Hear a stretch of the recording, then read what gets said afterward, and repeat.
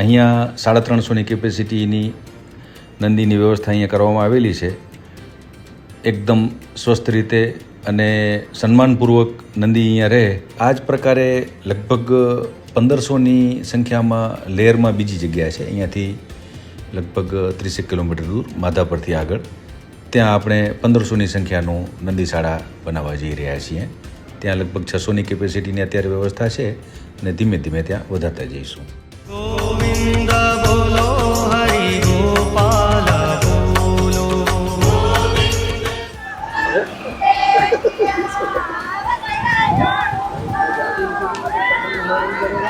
શાસ્ત્રોએ જે ગાયનો મહિમા કીધો છે એમાં ગાય એટલે કે સમગ્ર ગૌવંશ. એમાં જે ગાય અને ગોપાલકોની અત્યારે નબળા દિવસોમાં ઉનાળામાં ઘાસચારાની તકલીફ હોય ત્યારે અહીંયા આપણે કેમ્પ કરીએ છીએ. તો અત્યારે લગભગ 5000 જેટલી ગાયો અહીંયા નિરણ કેન્દ્રમાં માલધારીઓની લાભ લે છે.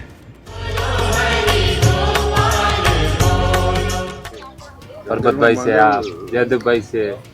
ઘાસ ખૂટી જાય તો અમે ફોન કરીએ, ઘાસ નથી તો લખપત તાલુકાથી અમે અહીંયા સુધી આવી જઈએ. બસમાં રસ્તામાં સરો આપે તો સરો પર બેસી જાય તો પોતે ગાડી મૂકે, ગાડીથી અહીંયા પહોંચાડી આવે. બહુ લહેર છે.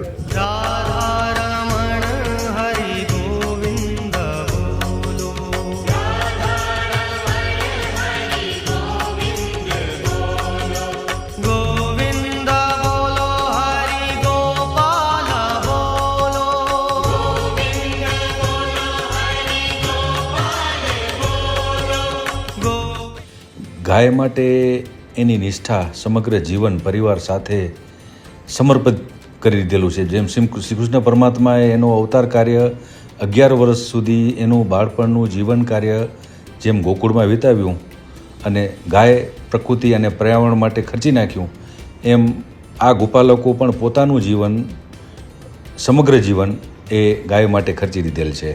ખૂબ ખૂબ ધન્યવાદને પાત્ર છે. આ ગાયોને બચાવવી હોય સમગ્ર ભારતમાં આ વેદલક્ષણા ગાયોને, તો આ માલધારી કોમ્યુનિટીને ધન્યવાદ આપવા ઘટે. આ ઠાકોરજીના કામમાં એટલે કે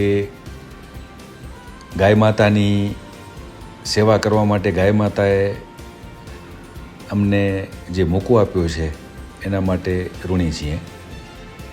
ખાસ કરીને આ જે પ્રકૃતિ પર્યાવરણ અને ગાય માટે જે કામ થાય છે એમાં માધાપરના હાલ તાંઝાનિયા વસતા અમારા મિત્ર ગિધરભાઈ પેનોલિયા અને અમારા બાપુજી ધામમાં ગયા, એને 10 વર્ષ થયા. એમનું માર્ગદર્શન અમને મળતું રહે છે.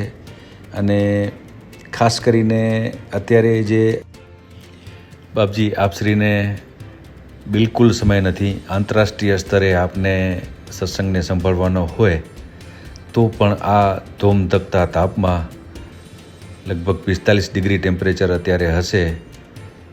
બહુ જ ખૂબ ધૂળમાં, ખૂબ માખીઓમાં આપે આજે ગાય પ્રકૃતિ અને પર્યાવરણને માલધારીઓને જે એને સહાયતારૂપ, એને સપોર્ટરૂપ, એને હૂંફ આપવા માટે આ પધાર્યા.